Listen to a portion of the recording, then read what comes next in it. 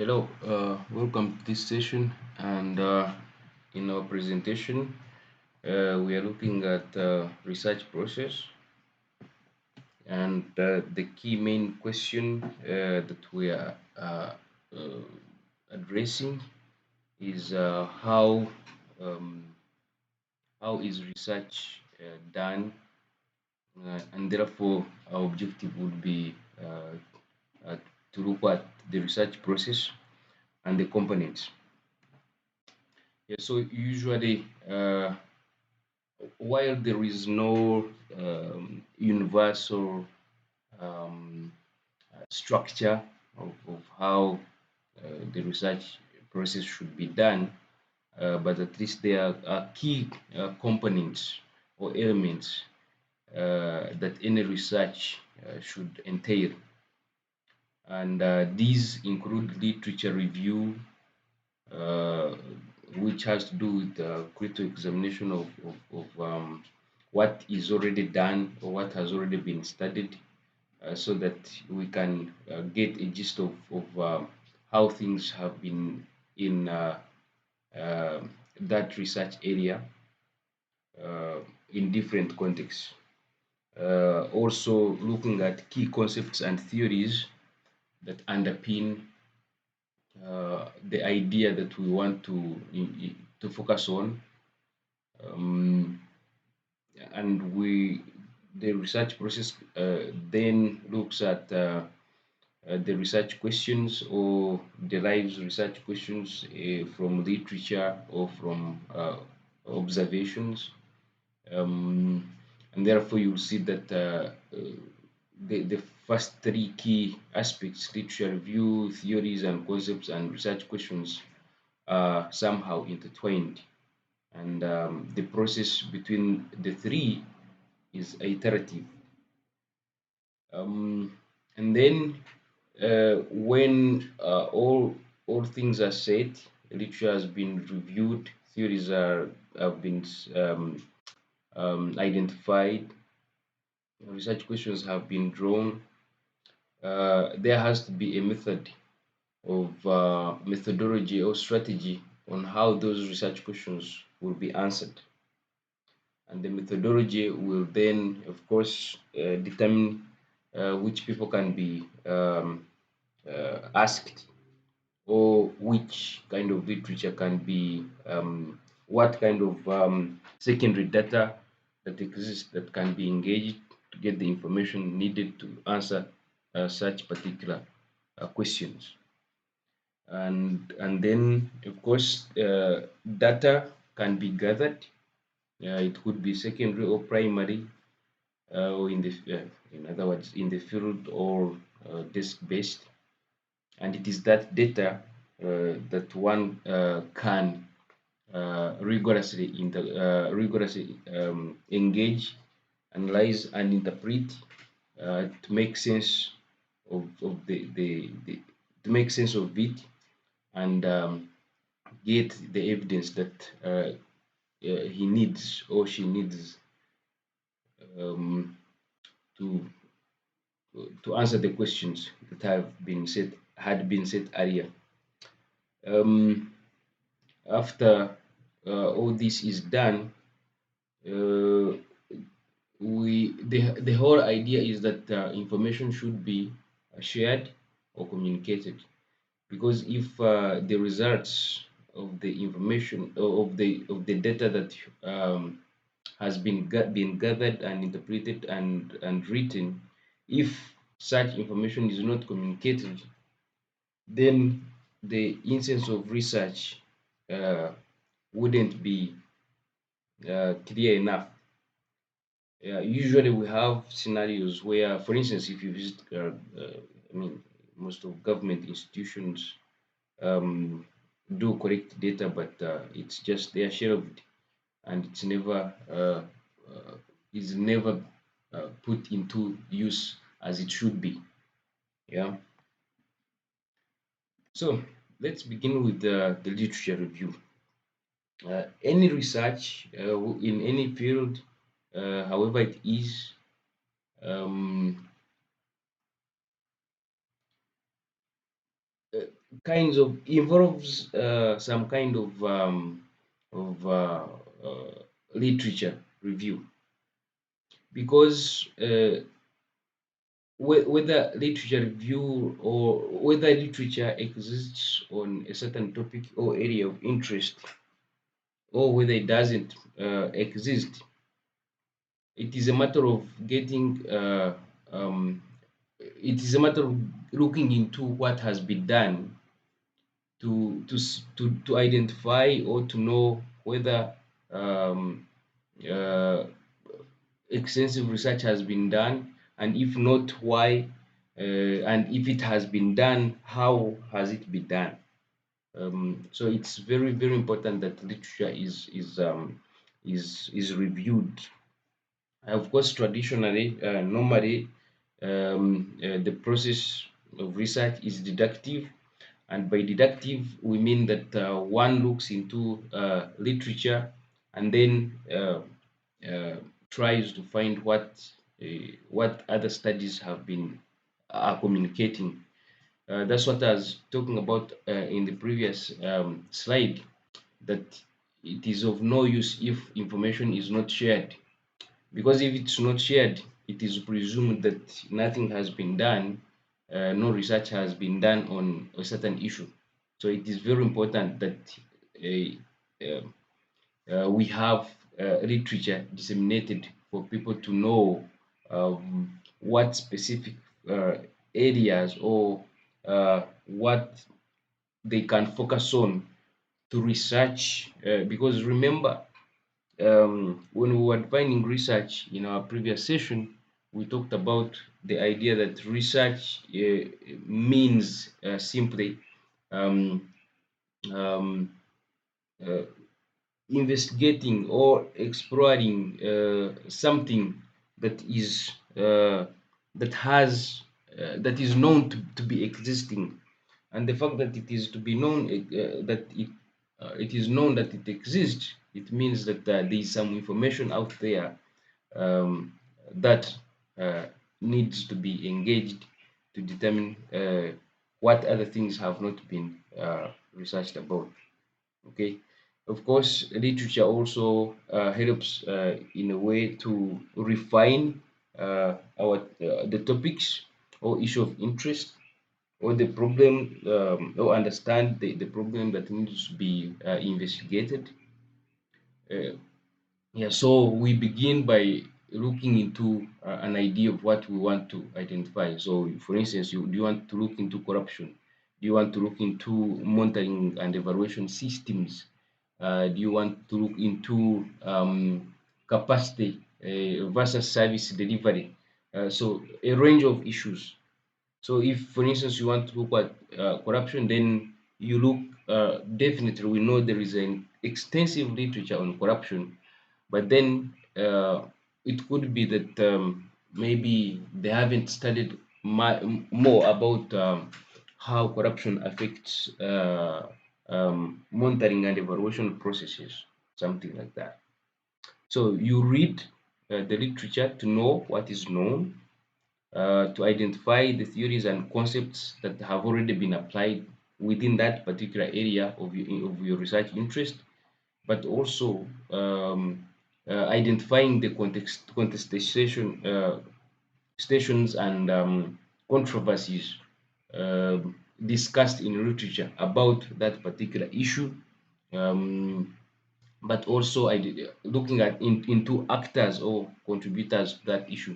Are they policymakers? Are they local beneficiaries or just citizens? Are they just academic researchers? Is it media?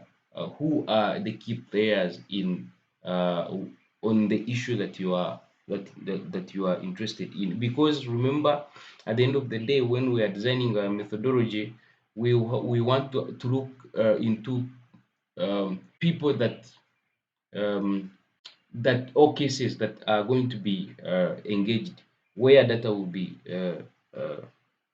gathered from, and those are part of the key actors on a certain issue. Yeah, please, you may need to note that um, literature review should not just be a summary, but a critical engagement, because um, a summary wouldn't be rigorous enough to give you the gist of what has been explored or not. So it's very, very key, very, very important that you engage in literature. And also, it shouldn't just only highlight, most often, uh, because in research we are trying to look for what has not been researched about. So some people, most often you find researchers tend to look, no, some people look into the negative side of literature, on the limitations, but it is important that one highlights positives about the literature that they have read and the negatives. So the positive can highlight, um, um, or can inform us about what is already existing in terms of literature, and what is not existing, and uh, why the missing information is not there. Okay, so it is very, very important. It could be that maybe a certain method was used, or could be that maybe the information is only quantitative or statistics, so it's in form of numbers, and that one needs now to explore, to ask questions of why certain phenomenon is happening. So very, very important. Then the other issue is that now that literature is being reviewed, then concepts have to be identified. Concepts can be labels given to aspects of what happens in the social world, uh, such as, for instance, power relations, or bureaucracy, or participation and citizenship, or democracy, and so on. Okay, so those are key concepts. These key concepts are very important because they can help to communicate the research interest to the intended audiences, but they also help to focus research in a certain discipline. Because uh, uh, uh, the idea of bureaucracy, for instance, in business studies, is not the same as the way is not the same way we theorize it or conceptualize it in public administration. So because those are different fields, so the key concept will help you to refocus your research and organize your findings. And at the end of the day, the way you communicate, for instance, the concept of participation or bureaucracy in business studies is not the same way you communicate the concept of bureaucracy in other areas. So it's very, very important. And concepts are key features of theories, and they influence what kind of theory would drive our research. Because if the research is if the research is missing theoretical underpinning, or certain uh, aspects of how we conceptualize or understand certain scenarios, then it may become difficult for us to um, refocus our research. So it's very, very important that one identifies um, a theory that can help to focus the research process. In most cases, you find that you do not have to look for one.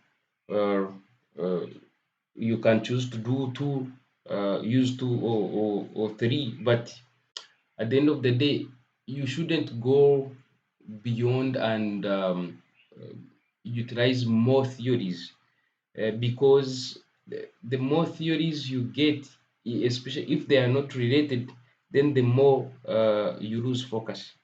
So have theories that will help you to focus your research. So it's very, very important. Um, um, then we have research questions. The research questions, of course, explicitly state. what the researcher wants to find out. For instance, you could want to explore um, certain behaviors that have not been studied before, or they've been studied um, less, or you may want to do research to describe what is happening in a certain community or in a certain organization, or you may want to discuss or explain behaviors of, of maybe evaluators when they are in the field, or researchers when they're in the field, or employees when certain events happen. Maybe employees have changed behaviors uh, when their salaries have delayed, something like that. Okay, so you have to state what exactly you want to investigate. And remember, what you exactly want to investigate is as a result of your engagement with research to know what is not yet known about a certain event or behavior or phenomenon. So research questions. Earlier on, I told you that research questions, literature review, and concepts and theories are in most cases intertwined. And this is why I'm saying here that in some studies, of course, some may inductively draw questions and then review literature to refine those questions, or others may begin with the literature and then develop questions deductively from literature. So that's why here we are saying that research questions may also guide literature review. Research questions could also guide the research design and methods. For instance, how will you do your research? Who are you going to engage? What are your case studies? How will you sample those that you want to engage, and so on.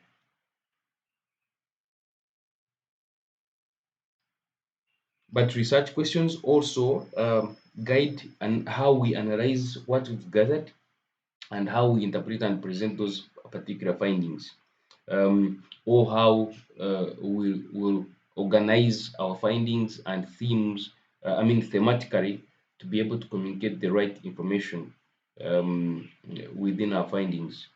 It is very important that the findings are organized in a certain way that the readers will find uh, the report or the reading material very clear, for them to get the idea of what you've been researching about.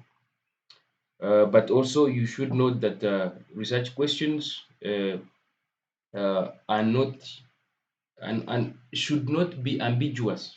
Okay, because if they're ambiguous, it means that they are not specific enough or clear enough, and therefore you may be misled and lose focus when you get to the field, or when you are trying to gather data. So it's very important.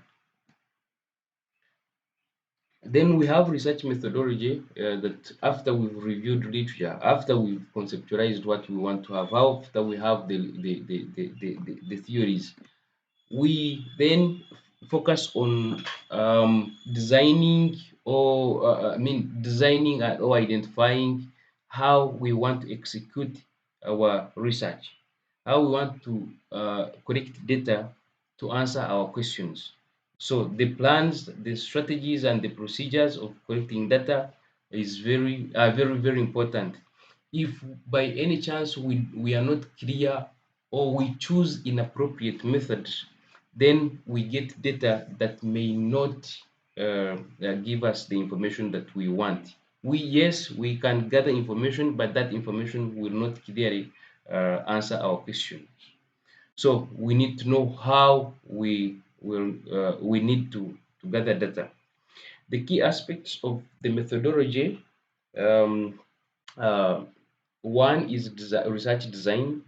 This is a blueprint of how things will be done to acquire the information to answer the questions that we have. So remember, we already talked about some of the designs, and you could be your research could be exploratory, it could be explanatory, it could be correlational, um, uh, and many others. So it's very very important. In our next sessions, later on we'll talk about all these different signs and why they are important and how they are important. And then something also that may need to be clear is the research approaches.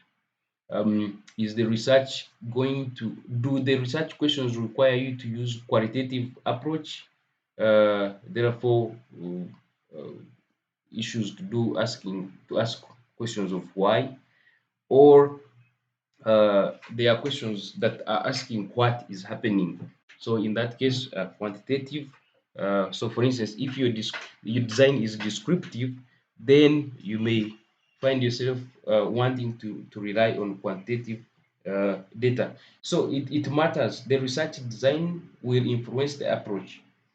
But of course, currently, I mean, in recent years and in the past decades, the recommendation is that it is very, very key that we adopt mixed methods where our research designs, our research approaches are both qualitative and quantitative in nature, and then because the data from one of the approaches would support or supplement or expand or help to develop the other.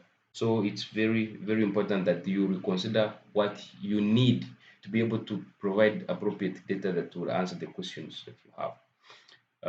We have sampling strategies, and this has to do with how you would sample your cases or units of analysis. Are you sampling households? Are you sampling certain categories of people? Are you sampling areas, and within those areas, who will be interviewed or engaged, or who will provide the data? Are you observing certain areas? Because data, you don't, it's not necessary that you have to gather data from people. You can gather data um, by observing. So, for instance, nowadays there's GIS. So people do observations, and then they can write reports and so on. Of course, when you have your design and you have identified the approaches, and you know who will be involved, or what you will use to analyze, what you will use to gather the information, then you need to know how, when, where will the data be collected from, and from who. So it's very, very important. And then after you need also to design a strategy um, on how you will analyze the data that you gather. So, so clearly, the research methodology is a key aspect mm, of any research.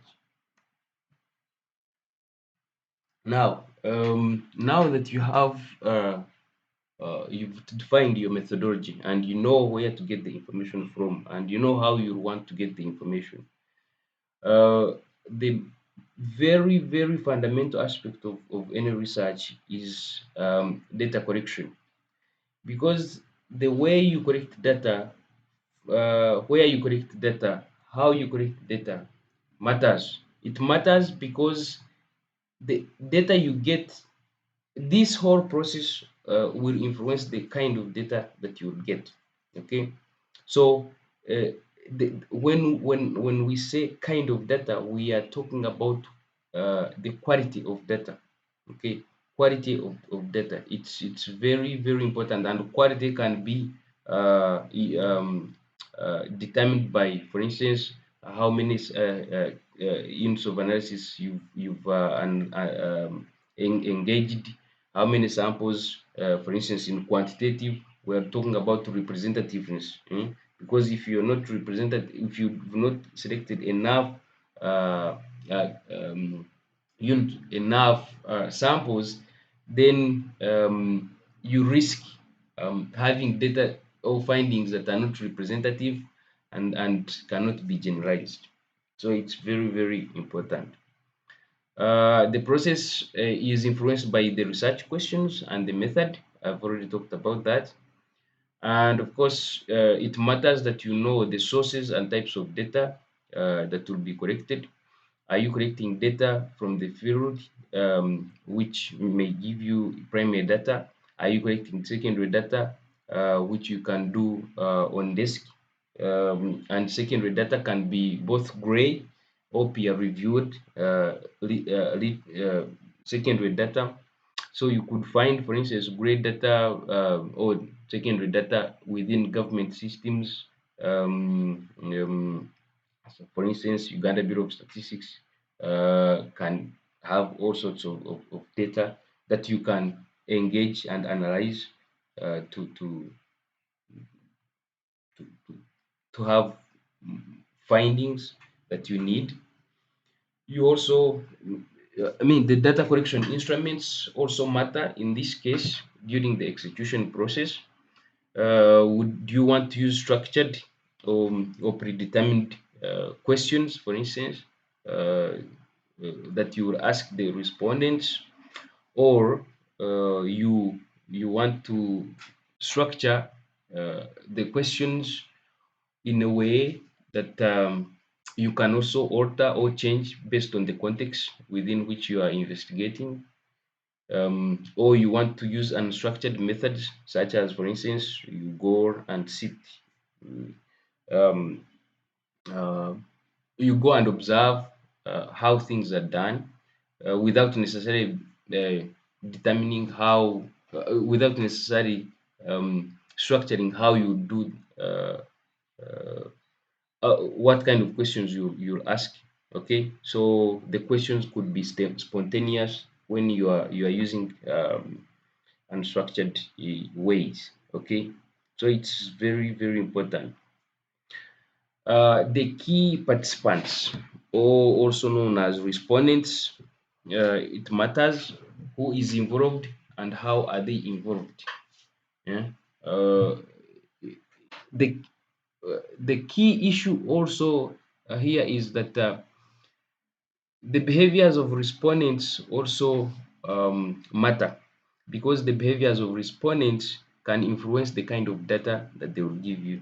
So one needs to be careful on how they engage with respondents. Okay, it's very, very, very important. Take an example. Usually, respondents behave differently. For instance, when they know, they may give you um, data that is exaggerated. For instance, when they know there is an incentive for their participation. Okay, uh, so it is important. Or for instance, when you are doing RCTs or randomized control trials, these in some cases respondents will only tend to tell you what you want to hear rather than the actual telling you um, um, um, the actual scenarios that are happening in their lives. So when we've gathered our data, we need to manage it, and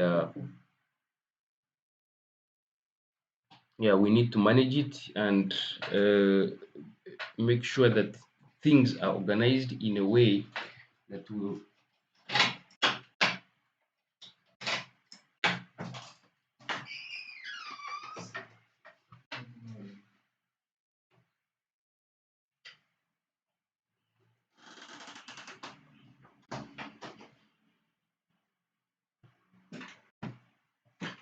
So it's important that we manage data that we have gathered.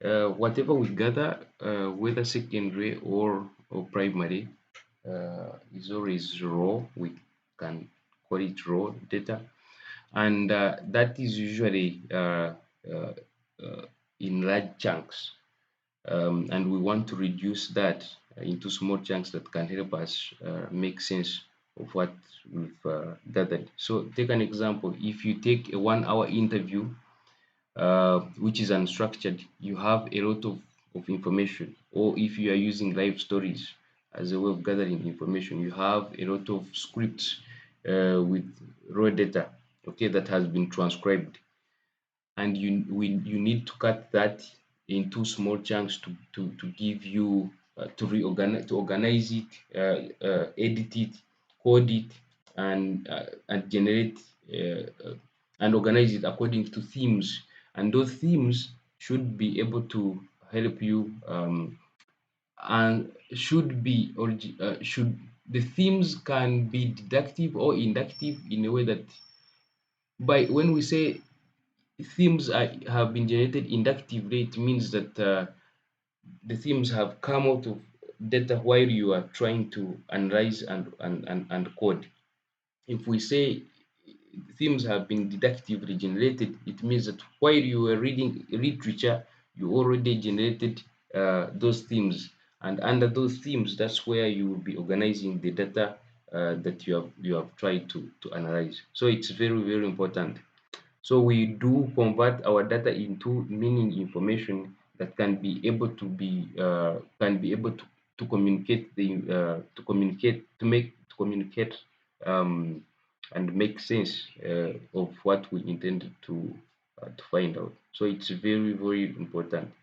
One other thing is that, of course, the process on how data is analysis is done is important, and some can do it manually, but now technology has helped the process, that we have software applications that can be used to ease the process of analysis. So for instance, for qualitative, you can have Atlas TI or NVivo. For quantitative data, you can have Stata or um, SPSS.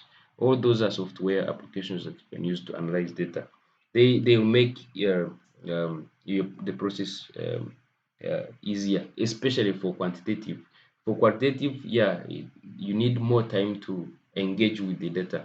But for quantitative, when you have coded and put in inserted, I mean, in imported data in your software, yeah, it is easier to do commands to give you what you need with your data. Definitely, it does not make sense that we analyze data and we stay with it. So it's important that we make a write-up. Okay. So when we have uh, gathered our data, interpreted it, and made sense out of it, then we make a research report. And the research report is meant to document the whole research processes, the choices we made in terms of methodology, the choices we made in terms of theories and concepts, the choices we made in terms of collecting data. So it's very, very important. Uh, and the research report also helps to communicate evidence. Is evidence uh, um, that you have gathered from the whole process of conducting the research, and it is from those findings or that evidence that we can make recommendations, for instance, that policymakers can rely on, or leaders can rely on to make certain decisions, or the recommendations can also be based on the gaps or limitations of your research, and that you are communicating to other individuals or interested audience, uh, of which other things can be researched about related to the research you've done. Okay. So there is no universal format for research report.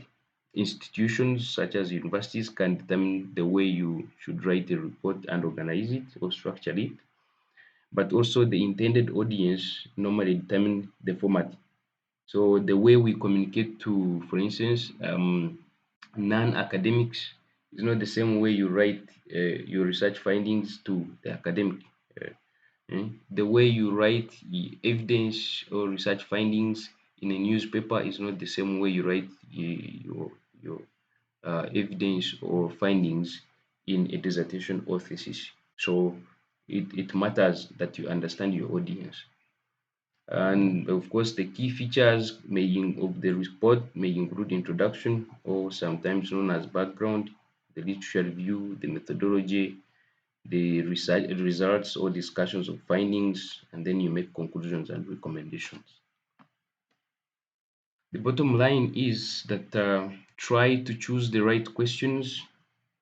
May not be um, the most right ones, but try to uh, choose appropriate questions based on what you have reviewed in literature or what you have observed inductive and inductive, then make those questions.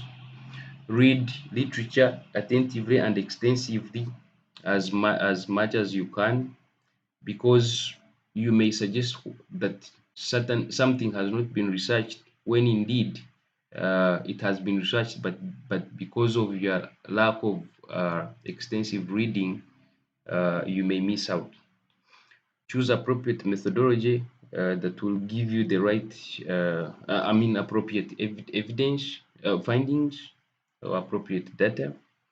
Do analysis rightly, um, make clear and rigorous interpretations, highlight strengths and weaknesses of your research, uh, and also provide recommendations based on those findings.